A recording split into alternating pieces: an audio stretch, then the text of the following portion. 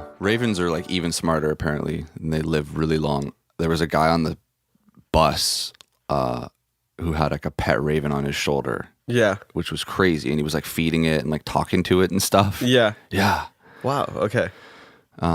Damn, on the bus, a pet raven? Wow. Yeah, like on like a public bus, like no one seemed to mind. It was like so well behaved too. Oh, just this like wow.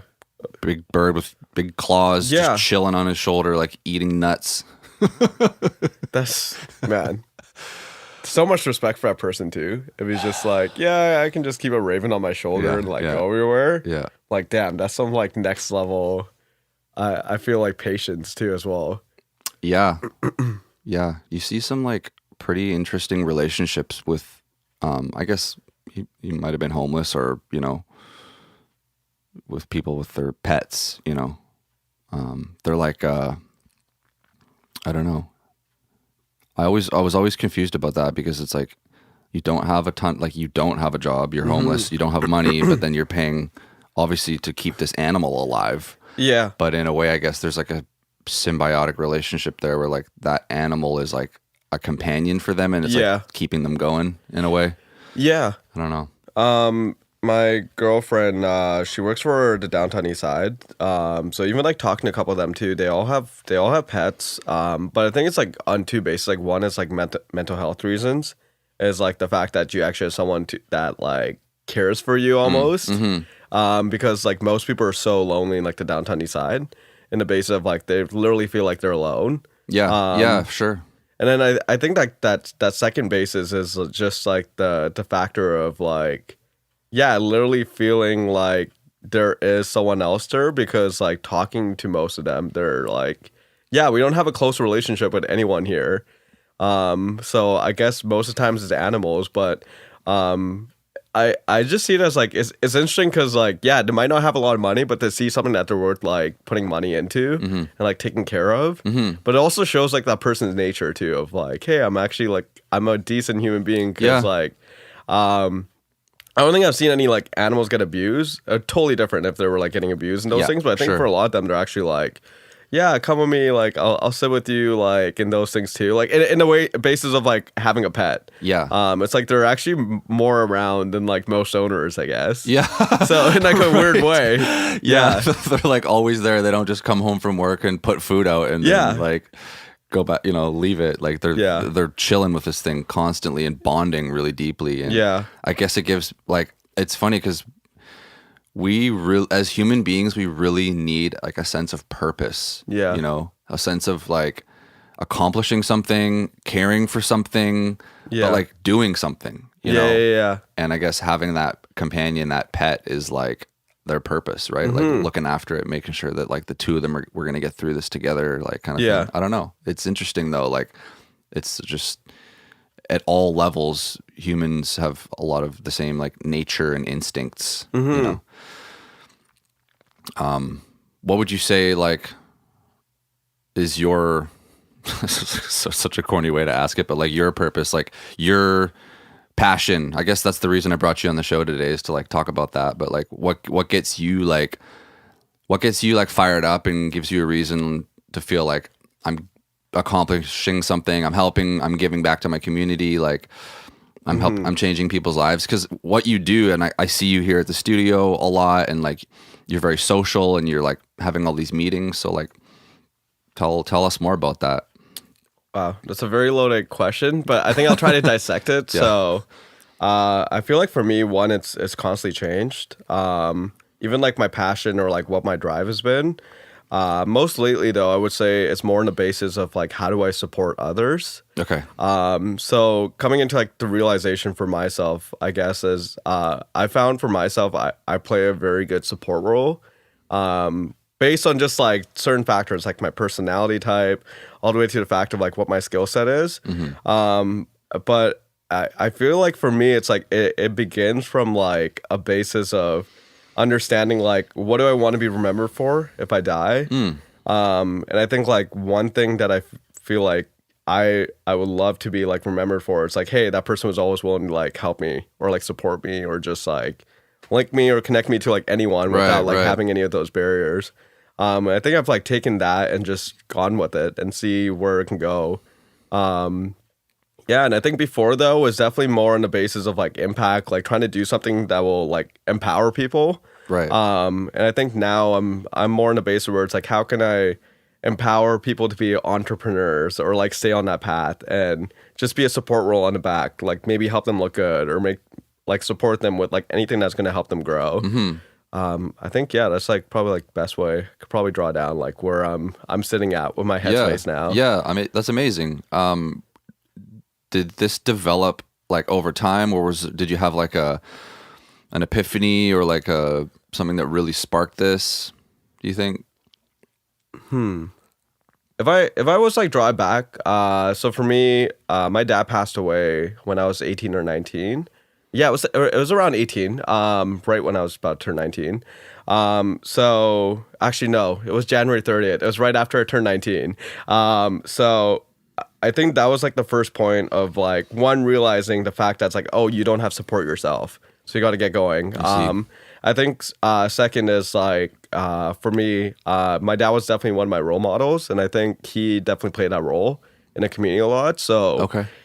I seeing the factor of like when someone else passes away, or just seeing that process of like when you know someone to a point that they leave. Yeah. I just feel like as human beings, everyone like leaves that ego of like what they didn't like about that person or like disliked or liked or those things, and it comes to the point of like, hey, how would you define that person, or how's that person going to carry in your life? And I think it was always the same narrative that I would hear about my dad, which was like, hey, your dad was always one to support without like being like, hey, I need this in return, or those things. And I'm a believer that even if someone passes away, like if you carry the good traits, they always stay alive. Okay. They leave like a legacy almost. Yeah.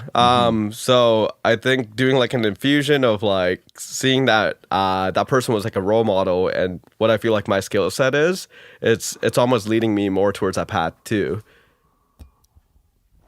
That's awesome.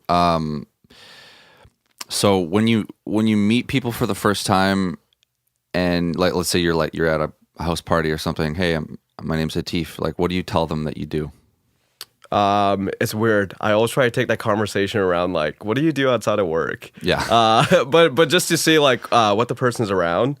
I think for me is it's just it honestly sometimes is like so I guess my girlfriend like quoted me to be like, oh, this is what you are. It's more like a blueprint catalyst. So really helping people with like their blueprint on the basis of what they're feeling out. Like, is there any way that I can help them draw out a clearer path? But I think overall for me though, it's like the most simplest way. If anyone asks me what I do, it's like my specialty has been like digital marketing. Yeah. And that's led to like me understanding a lot of like web end, all the technical stuff that I feel like no one else wants to do, but I enjoy a lot. So Okay. Yeah. but overall though, it's like because of me having a digital marketing and web end, and like growing up just on the basis where it's like you got to start businesses with like no money. I think growth hacking and like creative strategy has just become like a little light bulb forte. Like whenever I'm sitting in a room and when someone's like, do you have any ideas? And it's like, yeah, I have ideas on how to growth hack or things like that. So it's like it's an infusion. I think in terms of like my day-to-day work though, it's a lot more like web and digital marketing related. Okay. But when I'm like sitting with someone, it's a lot of like creative strategy and like growth hacking of like, hey, I could totally see you do this, and this. Yeah. No, you have definitely like a unique skill set in that way. And that I learned a new word today, growth hacking, because you mentioned that when you came in, and I told you I was watching like mixing tutorials and things like that. We're in a really unique time right now with how accessible information is to everybody, that you can growth hack, quote unquote, like and become pretty good at anything you want pretty quick now, like cooking, online cooking shows, or like mixing, or learning how to code. Like this is the time where like it's almost like the Matrix, where we're just like downloading fucking a whole book in someone's head in like a short little seminar, right? And you try and explain that to like our grandparents and stuff, and it's just they can't even begin to grasp that the amount of information that we have nowadays. I was gonna even just going on that too. So I've been doing like a lot of readings on psychology, like what was interpreted like in the 50s to where we're at now, but more on the basis of like marketing. So you know how like everyone's been brought up, you would ask your parents like, "Hey, why do you think a certain way?" And sometimes they might answer with like, "It is." But just because it is that way, that's all it is. Sure.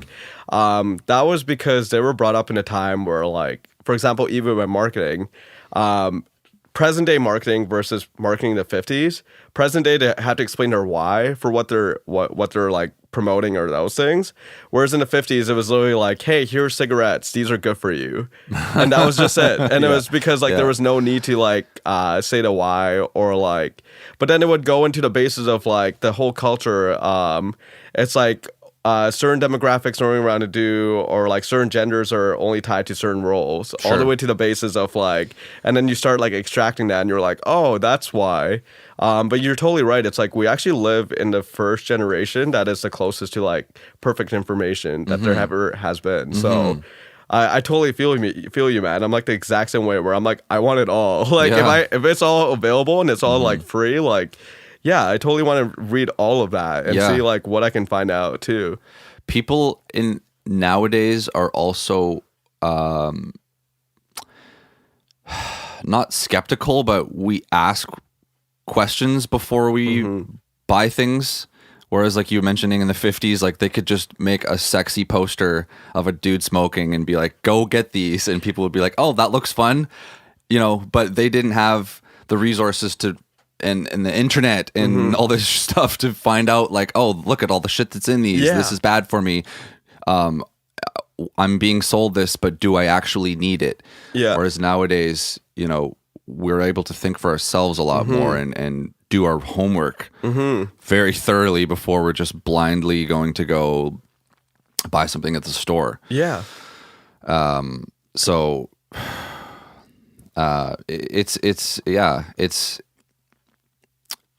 it's we're bombarded with information, but then we're also like, you know, we're given the option still, I think. You know, people are getting smarter, get better at asking questions and better at, you know, doing their homework, but there's also like that much more stuff thrown in our face than ever before as well. At the same time.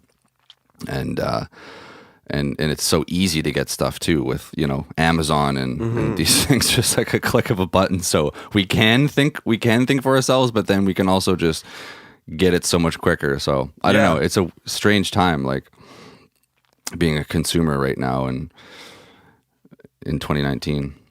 Yeah, even just like the factor of like, I feel like we're living in a time where renting is such a common thing now, all the way to the fact of like an iPhone's $1,500. I'm going to finance this to like my car, my house. Like you can finance your vacays now, like to like even using it. It's like, it's coming into like such a different economy. Yeah. That almost like the factor of like owning, is that even important like right away? Or is it more important to flex on Instagram, like kind of thing? Yeah, no, I was just about to go there actually. Like, it's all, you know, all the rappers and their material possessions. Like, how much of what we're seeing is you know, their net worth, and how much of it is like they rented it on a Friday night for like a video shoot. You know, like totally. Yeah, there's just this whole like facade out there right now. Yeah, it's pretty crazy. Like even just think about like, I guess like the entertainment industry on those bases too. It's like one is like with that whole information, and it's like I don't think it's an artist can come out the same way that used to happen before. It's like you almost have to have more substance built out before you can get now like publishing and things like that. It's more like, what's your story? What's your background? And like, how many years have you been making music for? These things. It's like, it's not just like, hey, I woke up one morning and like the song came to me in my dream and blow me up now. But I think in those ways too, it's like, it's interesting to see how like in different industries too. And like you just said, it's like on Instagram, it's like, maybe some people are following artists because they like the way that they look and those things, and they're like, oh, I want to be more like that, so I'm gonna follow you. Yeah. And then on the other end, it could just be that they're literally like, let me go rent this out right now. Yeah. So more people think of me that way. It's like a very interesting time where, like you're saying, it's like content is so like absorbed in by everyone that it's like you will literally just be on Instagram or all these platforms just to literally take in like what makes you feel good right now, or like what do you want to work towards. And I think that's where, like, even with this like whole like the current generation, it's like the feeling of like feeling fully fulfilled right now, I feel like it's always going to be like the biggest challenge, because everything is played out for you, where now it's on the base like you're so close to get that next thing, or like, hey, look at these people, or it's like on the basis of like even just overall on the basis that there's like being able to see what everyone's doing now. Whereas like, I guess even if you just looked at it 15 years ago, like you didn't need to know what someone did on Instagram or those things. So it was just more like you would follow up with them in a month later, and it's like, hey, what have you been up to like the last 3-4 weeks?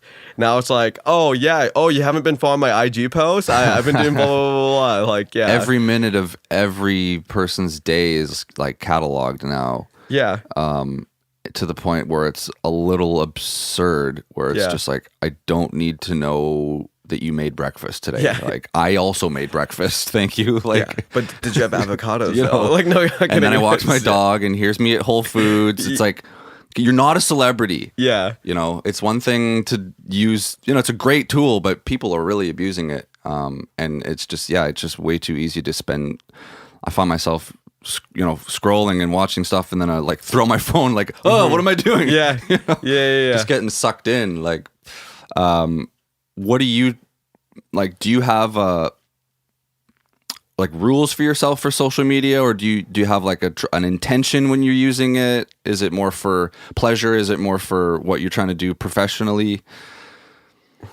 Honestly, I wish I had like a great answer to be like, yeah, this is like my rules of like how I can stay away from Instagram and those things. And like, I can't. I think that's been like one of my biggest challenges. Yeah. I have thought myself to like, you know what, like certain times it's healthy for yourself to maybe like block a couple people that you find that might like instigate a certain feeling. Like, so I found that like in like certain periods I might just like hide certain posts just because it's like, no, I want to be in a certain headspace about this right now. But in terms of just like working with Instagram, it's been more of a challenge because like my specialty has almost been digital media. So it's like, even if I'm not using Instagram for myself, I have to use it for other reasons, like whether it's clients or like just looking up like certain strategies and things. So it's like, I always find that I come back on that basis of like going on to my personal Instagram and be like, oh crap, I just spent another 20 minutes. I feel like the worst thing is like, you know how Instagram now has that new notification that's like, you're all caught up. Like that's 2 days worth of posts that you went through, and you're like, oh shit. Gee, I haven't even noticed that. No. So you're probably better at it than me. Yeah. So you're just like, wow, I was on Instagram for that long. Okay. So I think for me though, that's definitely going to be a biggest practice, but I've just tried to, like, one thing I'm trying right now is like I've created this like subfolder where I put all my social media stuff, and it's on the back of my phone. Okay. Because a lot of ways that like all the apps like are running is just based on like how much time they can get from you. But it's like it's literally been adapted to like human nature now to be like tap, I'm gonna go to like But yeah, so I'm like, okay, maybe if I make one extra tap, it might get something to like click in my brain to be like, whoa, what are you doing? Like, yeah, but we'll see. I'll give it like 2 months and see if I need to re-switch it up. How about you? Do you have like a tactic or anything for? I mean, I have a few different accounts. I started, obviously I have like my Max Deshaw mixes, where I try and like post audio stuff and, you know, and DM people to get mixing gigs and for studio time. And I try and keep that one as like professional as possible. That's kind of like my tool that's like my agent, my Max Deshaw agent, my booking manager, studio manager and secretary all in one kind of thing. It's literally Instagram. And Like, yeah, but yeah. like, yeah, damn. And then I have like a fun page. I do like I guess I'm a meme admin for a Trailer Park Boys fan page. What? Which not a lot of people know about. I have That's amazing. I have like I need to check this out. I have over 20K followers on this Trailer Park Boys fan page I started a few years ago. And that's what it is. It's Trailer Park Boys memes, and I do the whole show in order. I started at season 1 4 years ago, and I'm up to season 7 now, and I just do like episodic posts and memes, and there's a huge cult following for that show. Yeah, totally. So how have you been organizing like that information, man? Of like, do you have like a drive folder of like every season, every episode, and then you go on the web and like? It's basically what it is I use an older iPad, pre iOS 10 that still lets you screenshot directly from Netflix. Oh, nice. Okay. And then I use like a meme generator app. Oh, sick. So you're like a meme god then. Well, I'm not making up the memes. I'm literally just using quotes from the show and then putting it over that snapshot of the screenshot. Yeah. So it's like the quote, the joke, and then as the meme. But yeah, after iOS 10, Netflix started like, if you screenshot Netflix, it just shows up as a black square, like the screen's black. So it's like a privacy security thing. Yeah. So without this old iPad, I would no longer be able to do this. Damn. Okay. So that's how I do it. It's pretty straightforward. Just watch the show, screenshot straight from Netflix, crop it, post it to Instagram. It's so little amount of work, and it's just like I said, the cult following for the show is so enthusiastic. People from Europe, the United States, obviously all over Canada, but like 20K plus followers speaks for itself, man. I just, it's not me. I'm just like an ambassador for the show. Like I'm not coming up with this content. I'm just promoting it. I'm helping to share it, and I love it. So I do that that's my fun time on Instagram. Yeah. Dude, that's awesome. I feel like you're passionate about it though. Like on the basis that's like, I feel like when you said like, oh, that is so easy to do, in my head I'm like, no, that's not. I'm like, yo, you're literally watching every show, finding screenshots. But it's like, clearly you're passionate about it, which is awesome, because you're like, this is like something I just enjoy to do. I do. Everyone's got like their show, be it like Seinfeld or The Office or Friends or whatever. Like you're a diehard fan of that series. And for me, that happens to be the Trailer Park Boys. I got really, really into it as a teenager, and I'm 30 now, and I'm still love it. And they're still putting out new shit. They just put out season like 14 last year, which was the animated series. So they're still killing it.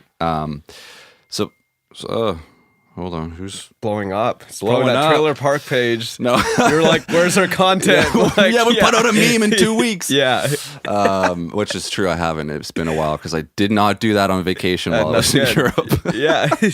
I'm not watching the Trailer Park Boys while I'm in France.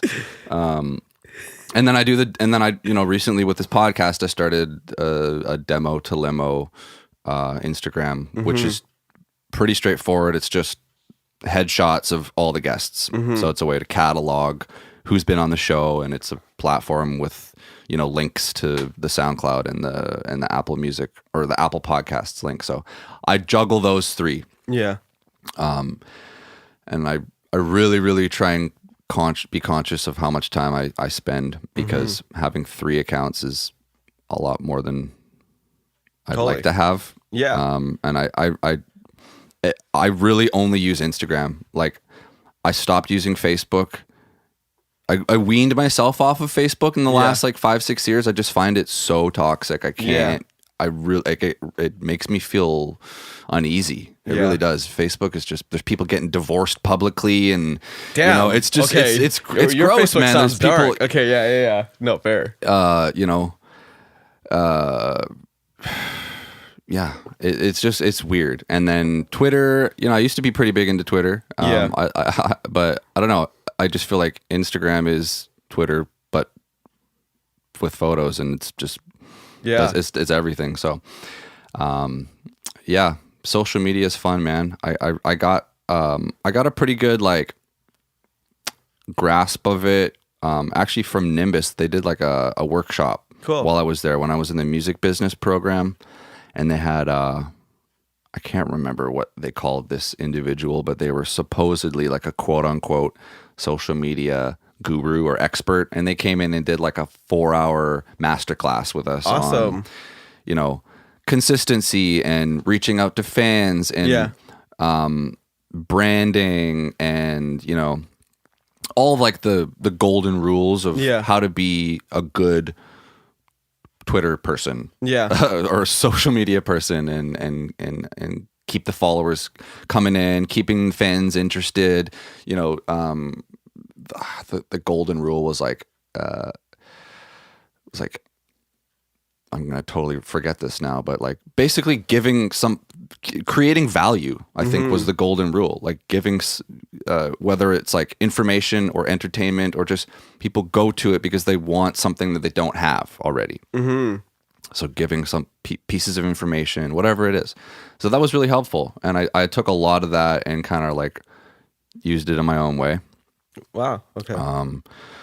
And you know, I'm still, you know, it's weird. It's weird. Like as popular as the Trailer Park Boys page has been, my personal page is still like, as much as I know and I try and work on it, it's still like, it doesn't make sense. Like the followers come in and then they disappear, and I'm like, Where'd they go? what's going on here? The algorithm's working against me? So it's still a huge mystery. Social media is still a huge mystery, like how it works and stuff. And Yeah, I feel like that's why like so I've had this belief for myself, especially like my own personal Instagram. It's like when you think about it, no one else looks on your feed more than yourself. yeah, So it's just like totally. you should totally just make it for yourself though then. Yeah. Versus like the whole like, hey, how do I look cool? Yeah. Or like, how do I do these things or those things? Like, don't get me wrong. If you can find that perfect middle, like, hey, like, good for you. Yeah. But I think it's just like, even for me, it's like I've just started to practice the fact that I'm like reflecting on like, okay, if I go back to a post in 2014, it's like, oh yeah, I remember I was thinking in this headspace or those things. So it's like trying to just carry that to almost be like a visual diary for myself. So sometimes I might write like all these weird random posts that tie to like something, but it's more also like, hey, you know what? That was like a headspace I was thinking a certain way, and like let's remember that if I like come back like a year from now too.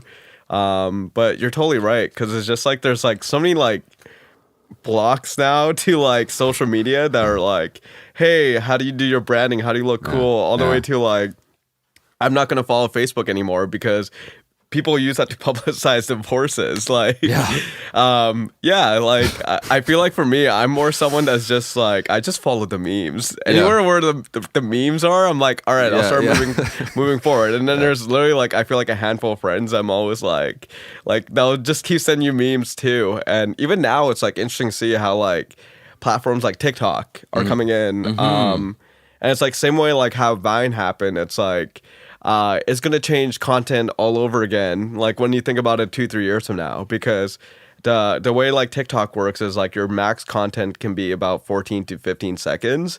Okay. So it's like you literally have to pitch a story, explain to someone what's happening, and like get that end goal of like whether it's like humor or like explaining something.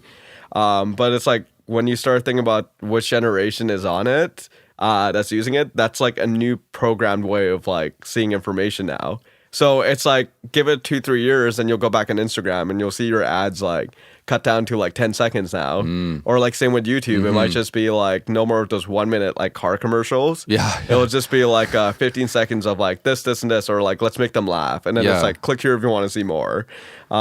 So it's interesting how like social media literally like build so much of like the basis of like what is entertainment and like how it needs to be like they're really setting the standard though. I think is what you're trying to get at. Like with this app, you're under the impression that it's going to change the whole framework of how we get content. And going forward, like in clips and in snippets like this, and it's going to set a new standard. And I've yet to be on TikTok. Yeah. yet to sign up for it. I mean, I've seen a little bit of it, but yeah, it's these are our news anchors now. This is our cable TV. Yeah. Like our Instagrams and our Twitters and TikToks are like, this is where this is our our Bible now, like where we see how we see the world and where we get our stuff from now.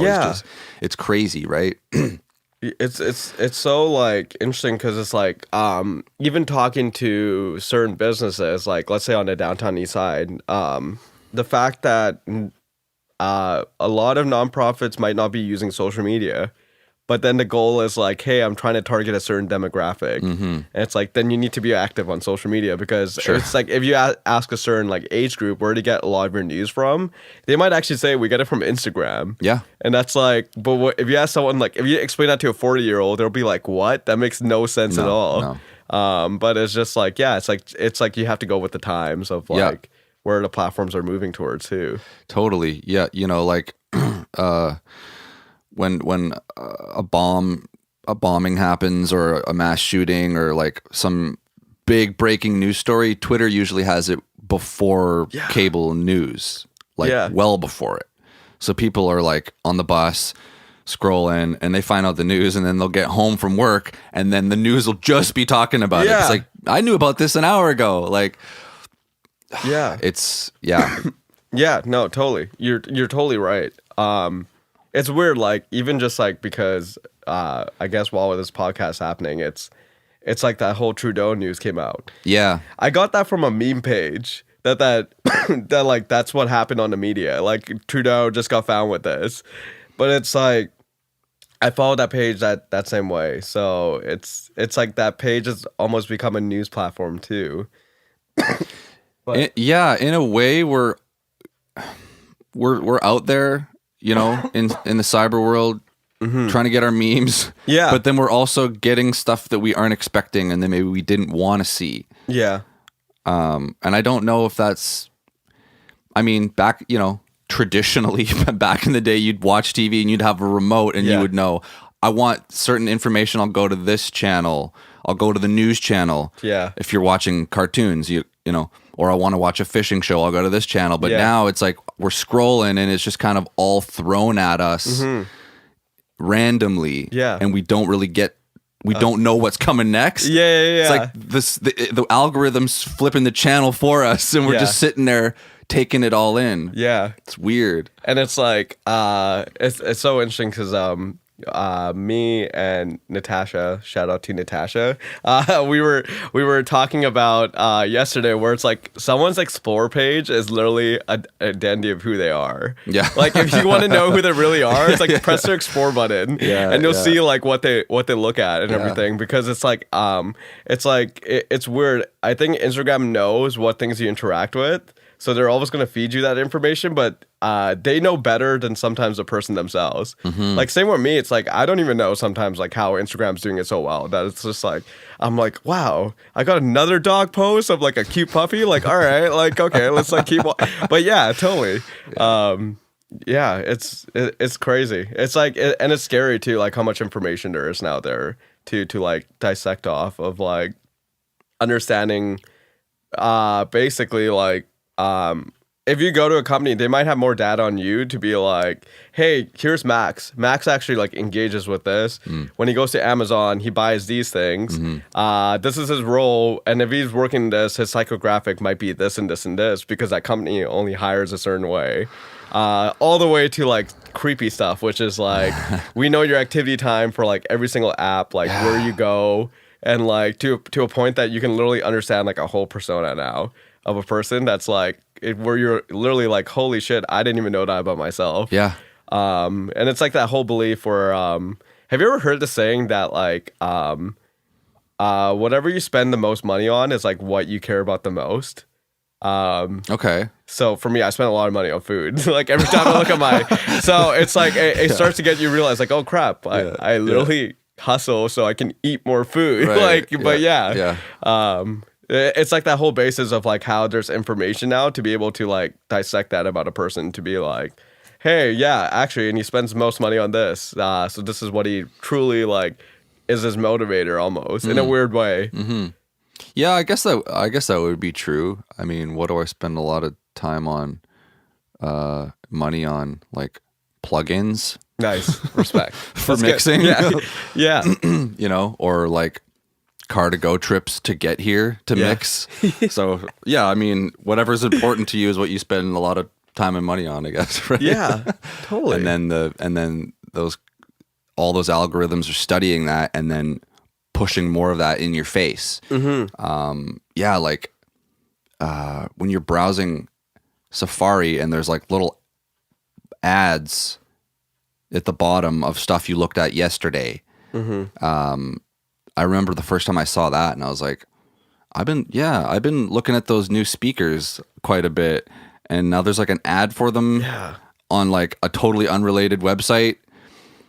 Yeah. Like, I didn't ask for that, Yeah. Shoving this in my face, like. Totally. But it's weird because like, it's cool how, like, I'm not against it. I think for me, I'm more at a basis where I've just learned to accept that like that happens. Yeah. And like, it might be a little bit out of our controls because all those data points already exist.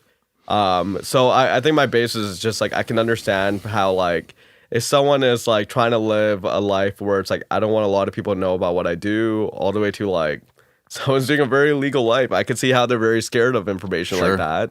I think for me, I'm like, I'm strange in a way that I like the fact that ads are targeted a certain way to me. Because then I always look at them as like, oh, interesting that they put this ad in front of me. Like, I wonder what they're targeting in those things too. All the way to the fact that's like on Spotify is just like, or like even these music platforms, when you're done listening to your own playlist and like they start recommending certain songs to you because they know like what type of like stems or like sounds that you really look for in like certain tracks. Yeah. And you're like, oh, thank you. Like, you know what? I'm going to add this one to this playlist too now. Like, so it's like, I see it as like, it's also like there's a positive to everything too. And I'm a data person in the end of the day. So I actually like very much like that all that exists.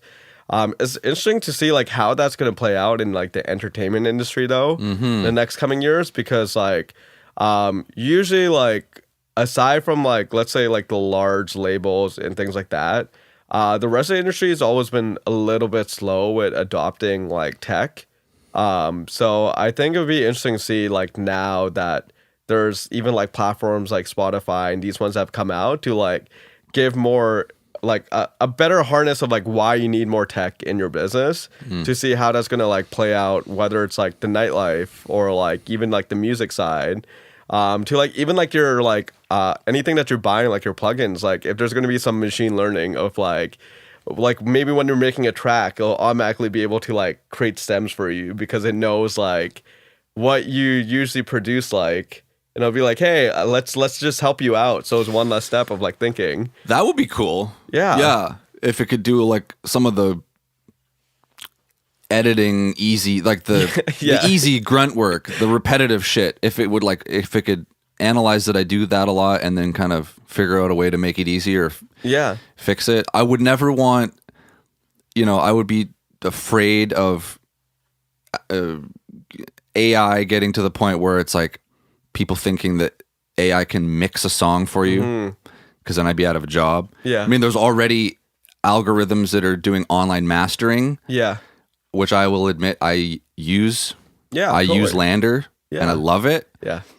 Mastering is not anywhere as intricate as mixing because they're dealing with a song, whereas in a mix you've got 150 pieces, right? And then the variables are it goes exponentially. So the computers are doing an okay job of the mastering part, but yeah, I don't know if we'll ever get to a point where it can like fully mix a song and put in automation and pick the reverbs and stuff like that. Sorry, I'm using like words that you're probably not familiar with right now. I know some of them, but yeah. To kind of expand on what you were saying, there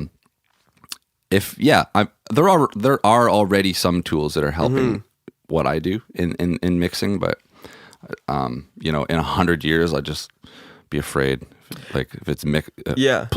insert stems here and you have a mix. Yeah. Where it's like, I'm done. Oh, I'm done. Yeah. I gotta become a gardener now. Like, fuck, I'm done. Hey man, gardeners actually don't make that bad money if you can get the contracts. Just say. Oh yeah, landscapers, whatever. Yeah. But no, you're totally right. It's like I think how I see like all those things is more like the barrier to entry that gets demolished more than like how like you're saying it's like that's going to take away certain jobs and those things.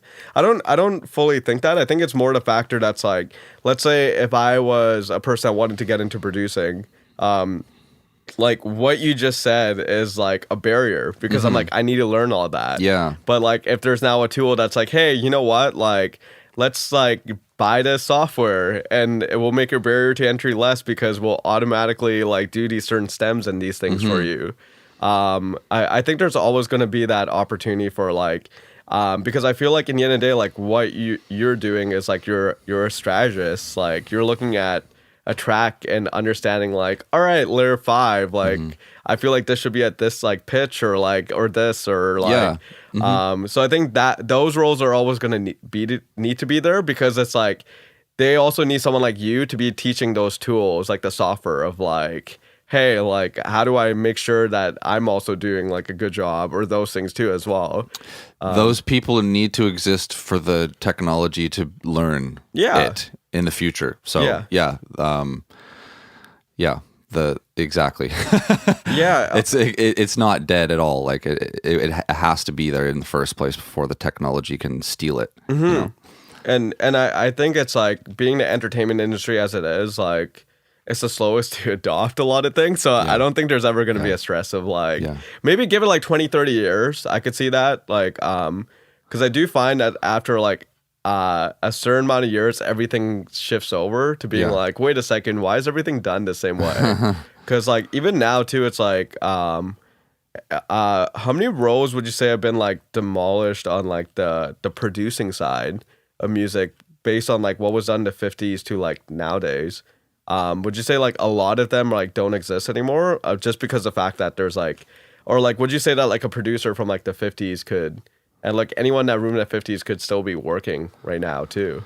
That's like what I'm intrigued to know. That's like the I think if you go back to the earlier days, things have changed, and then that's a great question because in the era of like the Beatles and then the 60s and 70s, like there was the guy who was in the band, in the room with the band, recorded the song with the band, and that guy was the same guy that did the mix. And then into like the 80s and 90s and for sure 90s and 2000s and into now, you've got the band in the studio with the producer, and then there's an engineer there who's recording the band, but now there's this role called a mix engineer, which is what I do, and the songs are sent to that mix engineer, and that's a whole new role that didn't exist in the days of like Elvis and stuff like that. Back then it was just like that guy in the studio did the whole thing. So now there's like an external job, and that much more time and attention and care and creativity can be added to the song after it's recorded because one person is spending 10, 20, 30 hours on an actual mix. So that's new and that's exciting and great.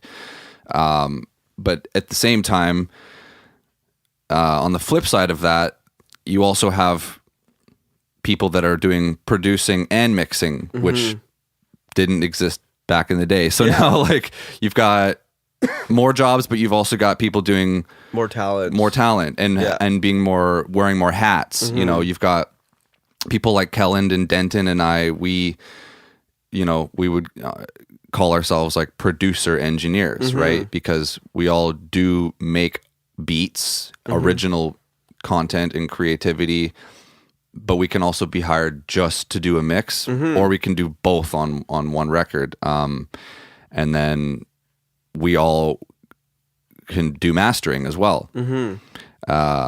And so it's interesting nowadays, like you've got, some of the big like electronic dudes, they're kind of doing all of that themselves. Right. maybe the mastering might be someone else, but like, yeah, some of those top dudes, like they do the whole damn thing themselves, dude. From the beginning production to the mix to bringing in the vocalist and recording the vocalist themselves, and then polishing the whole thing up. But we can do that now because we have the ability to growth hack, like you said, where someone who might have just started out as just a producer can get really good at mixing. And all of these tools nowadays kind of go hand in hand because it's all just done on a computer anyways. Yeah. So crazy. Whereas back in the day, someone needed to know how to use that giant mixing console. Yeah. And then, a different guy, would be just the guy who goes and sets up the microphones, and then there'd be an assistant, and he would do like the actual like tape. Back when they would record like on physical tape, like he'd be like, getting that all set up and stuff. So, but now we have plugins that emulate a tape machine. Yeah, so. it's like there's like plus and minuses where it's like certain jobs get demolished, but then new ones exist now because of like exactly. Yeah, lots of pluses and minuses. So it's it's just like, I just hope you haven't been doing tape. That's all. Like, it's literally like, if you've been doing tape, like, I'm sorry, man. Like, but totally, you're right. Yeah. I don't know. I don't know anyone that still records the tape. So thank God. Good for you if you do. But like we learned about it in school, and it is a damn nightmare. Like, it's so much work. You have to, like, the machine, you have to align it, you have to tune it. Oh wow. It's all like magnetic and stuff, and there's it's like it in itself is like making a record, the amount of work just to get the machine working correctly. Yeah. And damn. Back in the day, when they were recording on tape, what we can do now with the click of a mouse, or like, I want to chop this part, and then move it over here, they would have to literally grab a razor blade, and like scroll through that piece of tape, slice it with a razor blade, and then like chop it and like move it to a different place. I mean, these guys were wizards back then. They weren't just engineers, they were like artists. Yeah, wow. With their hands, like surgeons cutting tape. I mean, things have really, really changed nowadays. Like dudes that are coming up now with like plugins that have presets and how good Pro Tools and Ableton and stuff are. Kids that are 17, 18 now, just learning music production, like, oh man, we're in such a great time for that. Not even like 17, 18, like I could see like a 9-year-old now. Oh yeah. Literally just being like, oh, what is this? Let me download all these things. Oh, you're totally right. I mean, Which is so scary too.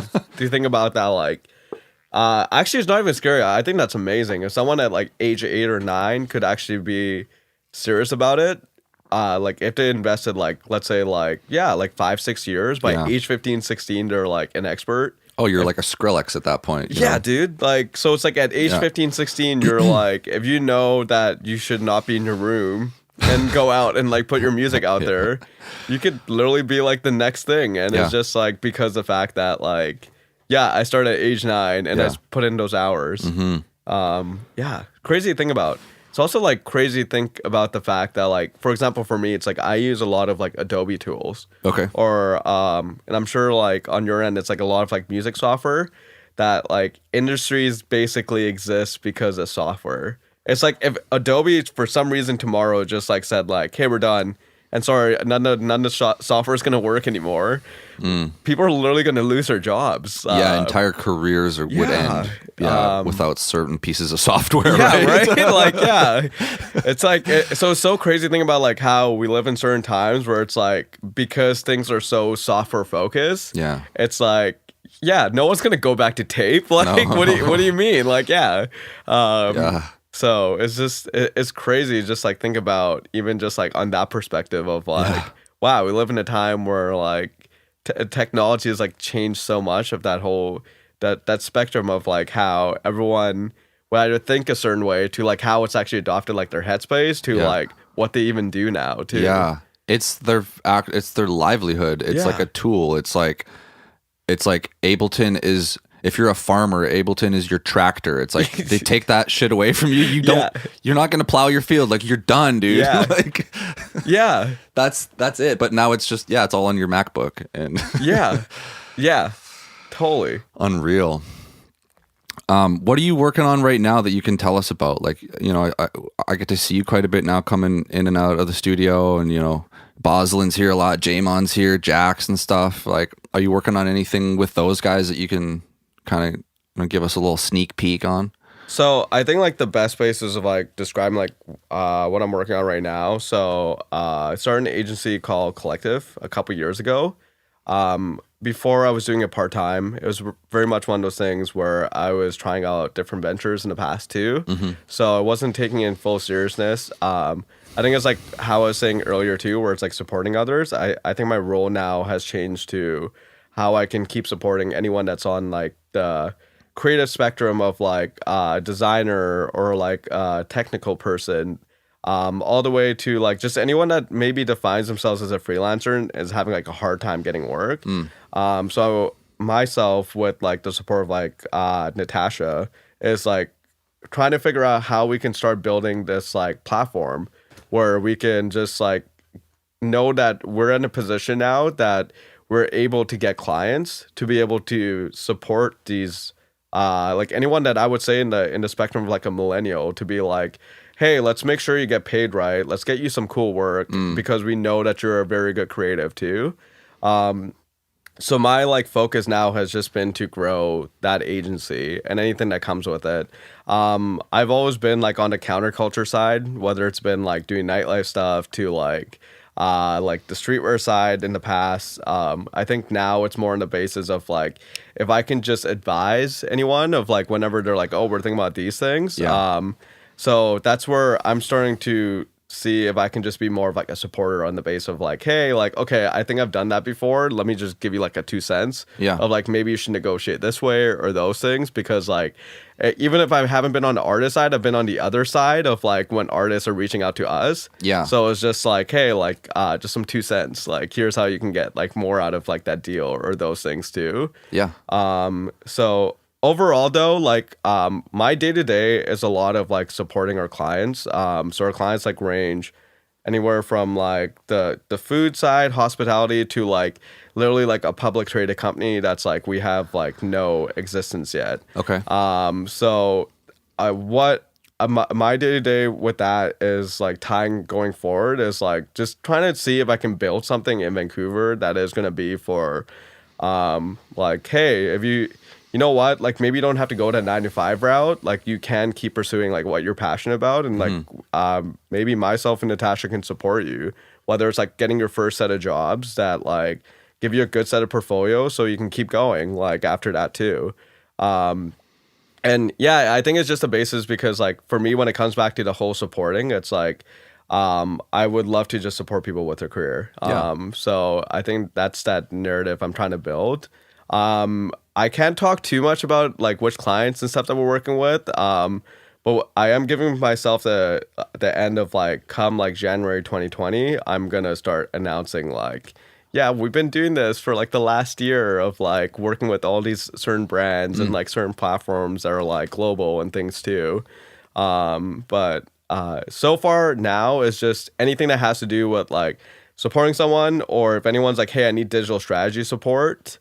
To like literally being like, I need a website done. Like that's where I've been helping out. That's where you come in. Awesome. But I think I best way to put it is like I might have my dip-ins of like certain people and supporting them.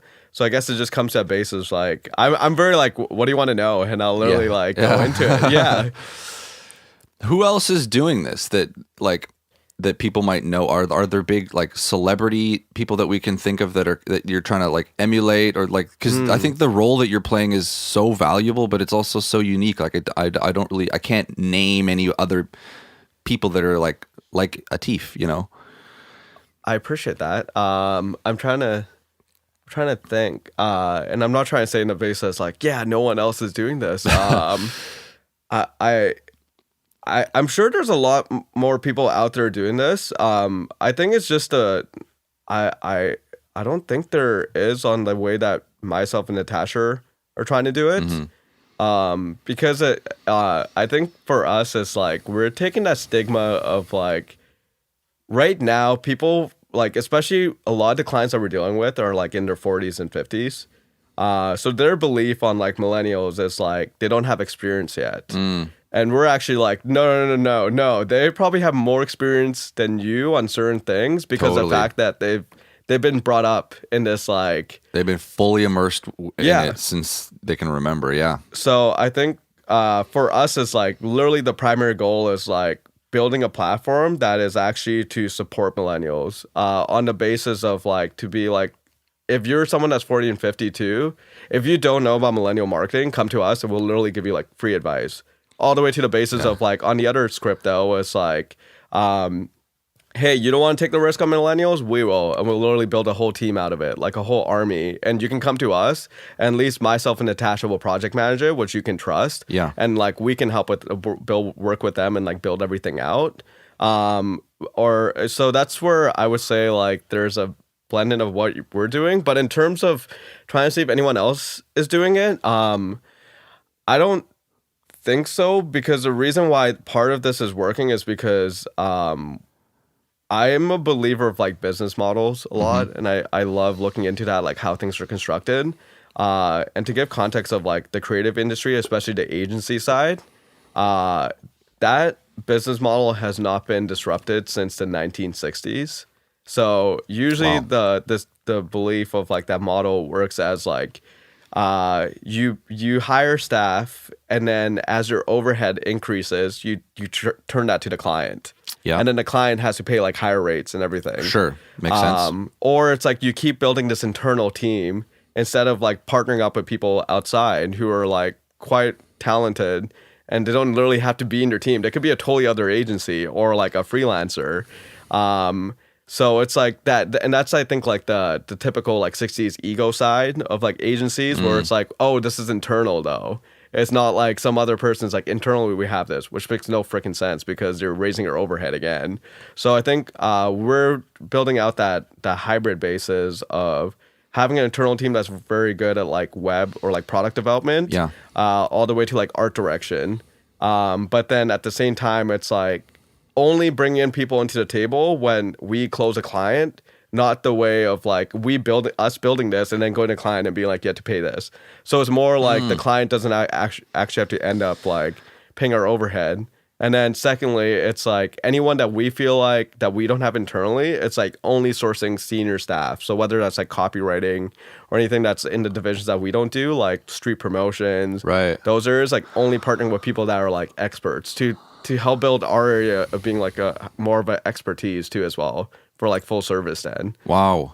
Yeah. So it's like trying to do a little bit of like, and then it's literally right now, it's like I feel like the pitch out is like every time, like even with the client yesterday, it's like those questions literally got brought up, and it's like, you know what, let me just give you a perspective like why we're doing this as a business model. Yeah. And then the client was like, I totally get it. And I appreciate that you're not making me pay like an extra amount, because it's like, yeah, you shouldn't be. It's super flexible. Yeah. Right. It's like you said, it's not like creating a package that's like, this is how much this is. It's like, no, what do you need from us? Yeah. And we'll come like literally come back with the whole kit, and here's all the people. Yeah. And some of these people are with us and some people aren't, but like here's all the work, like, and you can pick and you can make the choice, which is how it should be. Like it's 2019, for God's sakes, right? Yeah. Give people options. I love that. Yeah. And so trying to do that on the basis of like, while supporting millennials too. Yeah. Because I think for me, it's like, I didn't have such good of an experience of like a good manager. So like the first time I worked, so I'm like, I would love to change that for someone that is like getting into this industry and getting quite serious. Is like, I would love to like be their first supporter and be like, hey, like, you know what, I might be a little rough, and like at the same time I might be also tough on you, but it's only because I'm like, I see this as like your future, and at the same time I'm also gonna like give you the shortcut and like help you like do this, because even for me, it's like I see myself down the line doing like multiple things, whether or not it might tie to like events industry back one day. Yeah. But I think this is like my one idea that I'm like, all right, I got to focus on, and then I'll give myself 3 years. or 4 years, and then let's see if I move to something else, or if not, it's like, yeah, let's keep growing this and see where it takes it to. So that's been like what I'm working on right now, I guess. That's amazing.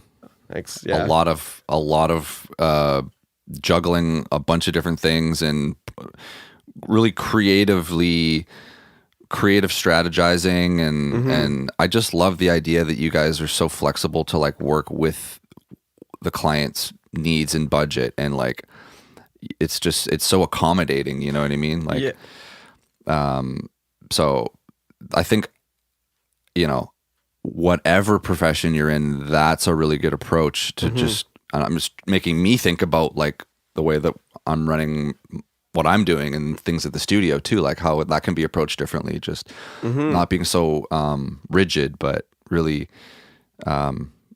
just being very open to what the client needs and very receptive. So, congratulations, dude. I love it. Oh, thank you. I was gonna say it's interesting that like we're even talking about this because I feel like even what we're starting to do now, the whole of like agencies communicating one another and working together, or like creatives, is starting to actually just organically happen. And I'm sure that's starting to happen on the music side too, because it's like people are like in a basis where it's like, hey, you're very good at web, I'm very good at this. There's enough room for everyone to eat. Why don't we all just work together? Where I'm sure like even on the music side, it's like, hey, you're really good at like mixing. You're dope at like producing. Like, you know how to make like crazy like stems or something. Yeah. Like, it's just like, and that will start to happen more and more too, I feel like, as time goes on. You're right about that, because that's kind of how that industry works already with the music stuff. But you guys have kind of adopted that into you know, what you're doing, helping the client with, you know, all of their needs and stuff. And you're right, like it's building a super team. It's like having the right person for the right job and getting everybody together with one common goal. Like the you know, like you said with music, you know, sometimes even with what I'm doing, there'll be one person that's just going to be like tuning the vocals. And if I know someone can do something better than me, I'll ask them. And if it's like, a lot of the times I won't master the song myself because, you know, there's lots of great places in town that'll do that. And then, you know, we'll talk to the client and say, hey, I've got the mix this far. I can master it for you, but, you know, if you really want to take this to the next level, you know, here's these guys, hit them up, and then they'll let you know what that costs.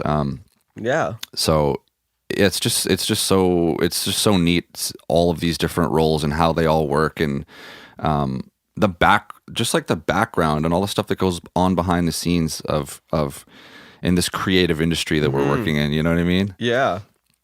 So many unsung heroes and all these different people that have these job titles that people have probably never heard of. And that's why I really wanted to ask you at the beginning, like, you know, I've known you for a while now, but it's like, what do you call yourself, Atif? Like, what's on your business card? Like, because people need to know these stories, man. Yeah. I was gonna say, even just like going back to what you were just saying, I think it's just that behavior of like everyone understanding that like it's more about the end product in the end of the day. Like it's not and that's like, and it's more fun to make that end product with more people, because then you have something that you can share with. So I just see it on that end too, where it's like, yeah, why not make like a dope ass end product and then be like, yo, we all did that, and like everyone can like say that they were part of this. That many more people talking about it as well, and that many more people to be able to promote it. Yeah. Which I don't see a negative side to that. Yeah, totally. Like maybe it's less money because it's spread out over so many jobs. Yeah. But I'm not doing this for the money. I'm doing this because I want to put out good art. I want to put out good content, music, you know, videos, websites, whatever it may be. Just quality, dude.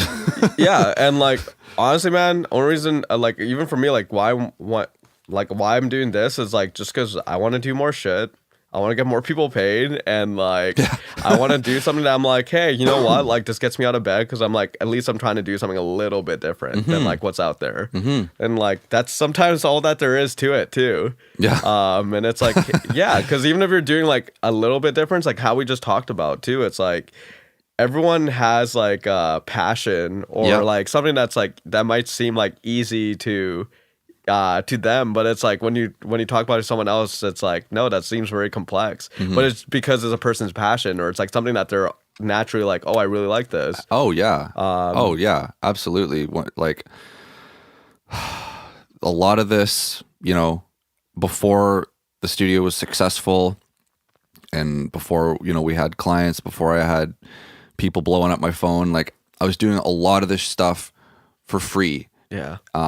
Just to build a portfolio. And you know, people like Natasha know what that's like. You know what that's like. People that are creative and passionate about something, it's like you'll do this. You're just doing it. Yeah. This is what I do. Yeah. Period. Yeah. You know. And then once you get good enough at it, and you've refined your skills, and you've made those connections and built your circle, you know, the income will come, and then maybe eventually you can quit your day job, and that'll be what supports you. But like, it should just be second nature. Like, it should just be like, this is why I wake up. I wake up so I can go to the studio and mix, and like, this is what I live for. Yeah. You know? It's like the whole like I have to versus I get to. Yeah. Because like, yeah, you're totally right. It's like the fact that you even get that opportunity to be like, even though it might be pro bono, but it's the fact that you can bring out your creative palette and build something and have the resources to do that. Is like, out of like 6 billion people in the world. Yeah. Is already like something where you're like, wow, I get to actually do that. And then, yeah, you're totally right. And I it's weird. I agree with you, man. It's like, there's so much like free work that was done. Yeah. I don't even think about it that way. It's just like a thing that was like, I needed that to build confidence in myself. Yeah. Oh, I don't regret a second of it. Yeah. Like, it had to happen, you know, to get here. And that's okay. And every time I come here and I sit here in front of this desk, I just feel joy. Yeah. You know, it's like, wow, I get to be in this room today. Yeah. This is where I want to be, you know, and I'm like, whether I get paid that day or not, whether I'm just here working on skills or practicing mixing techniques and stuff, and there's actually no work. It's just like, I feel privileged to get to do what I am passionate about, you know? That's what it's all about for me, man. Totally. I love that too, man. So,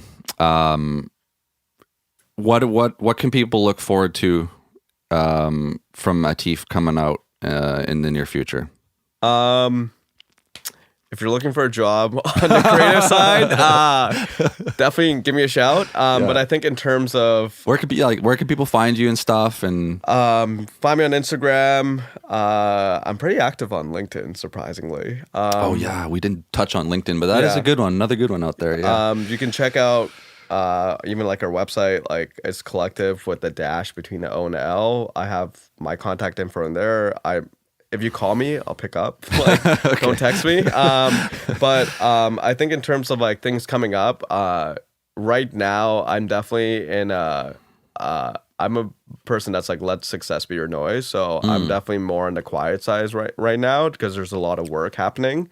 But coming forward though, by come like 2020, I do want to be taking this to Asia, like Singapore. So that's my goals, is like to start something like this, a mirror potentially in Asia, to just like take it to like that next level of like, we're not in just one geographical place. So I guess I'm going to purposely say that here because I know it'll hold me accountable. So so that's where I would say like what you can expect is like for this to move from one city to another right now too, and see where it goes from there. Beautiful. Yeah. Well, we'll be following it step by step, dude. And if myself or the studio can support in any way, like, you know, let us know. Definitely. We're all a big team here, man. So, yeah, I love it. You guys are like a big family. It's awesome. Also, you can find me at 2 Tracks too. I totally forgot to say that. But I love it. You guys are a big family, and everyone is so supportive too of one another. And I'm even just stoked to see what happens with this place too. Like, is because it's like it's that basis of like I can see in the headspace of everyone. It's like we're just getting started. Oh yeah. So it's awesome to Yeah. hear that too. Yeah. Yeah. Baby steps. Yeah. Yeah. And that's amazing. It's gonna go somewhere too because that's the headspace. It feels good. It feels good, man. I think we got all the ingredients. We got a lot of really, really hardworking people here and talented, and we got good chemistry. So yeah, just want to put the city on the map and just everyone, everyone that comes through these doors, I just want them to come out better. Yeah. Better than they came in. So yeah. It's gonna be so amazing to see. Give it like 10 years. yeah. And like you'll see someone on like Breakfast Club being like, I remember it started this place called Two Tracks. Yeah, dude. And like, yeah. Why and not? then you're just like, oh damn. Like, Why not? Yeah, totally happened. Wicked. Well, thank you, brother. I really appreciate you doing this today. This has been a lot of fun. Me. Yeah. No, this was awesome. Like, thank you so much for having me too. This is awesome. Awesome. Cool, guys. Thank you very, very much for listening to the show. Hope you're having a great week, and we'll talk to you soon. Peace. Take care.